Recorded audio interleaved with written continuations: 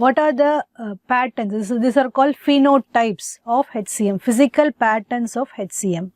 There are 4 main physical patterns.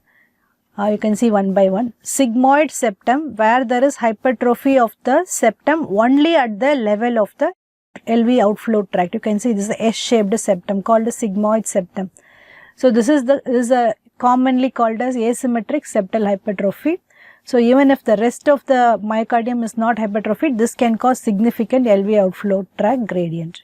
Here you can see this is the uniform septal hypertrophy with the crescent shaped LV cavity. It is also called as reverse contour.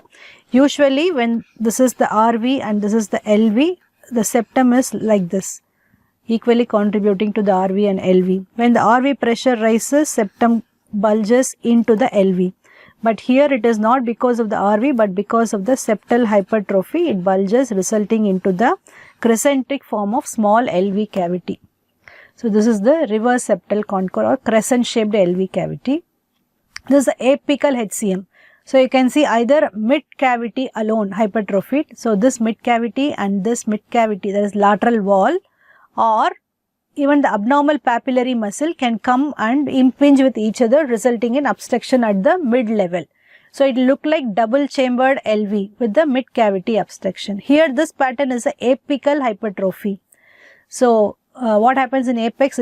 Apex is completely obliterated, resulting in a spade-like formation of the LV cavity. This in ECG, this apical hypertrophic cardiomyopathy can mimic LV lateral wall MI, like they can have a LVH with the significant T wave inversion in the lateral leads V5, V6. So apical hypertrophic cardiomyopathy. This is a neutral HCM where it can cause diffuse concentric LV hypertrophy. 4 physical phenotypic patterns of HCM by echo. Other forms in MRI, you can see this is the reverse pattern.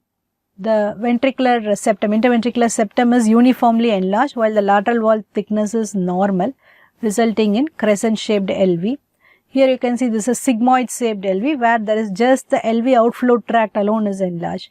This is the mid cavity while the lateral wall and the mid septum are impinging with each other, resulting in 2-chambered LV. So this can become either dyskinetic or akinetic or aneurysmal, which can be a source of embolism causing stroke. So this is a mid cavity or double chambered LV pattern. This is a very difficult pattern to manage surgically. And this you can see this is a late gadolinium enhancement, multiple scar at the level of the hypertrophied septum. So these scars can be the source of VT, either non-sustained or sustained. So the higher the number of scar, more the scar burden, particularly more than 15% of scar burden, he is a candidate for increased risk of VT or VFib. So he can be taken as a candidate for primary prevention with AICD, primary prevention of VT or VFib or sudden cardiac death. Here you can see the late gadolinium contrast showing this is a hypertrophied lateral wall with some scar. So lateral wall hypertrophy is commonly missed by echo, which can be easily picked up by cardiac MRI. Here there are certain crypts or scars which can be source of VT or VFib.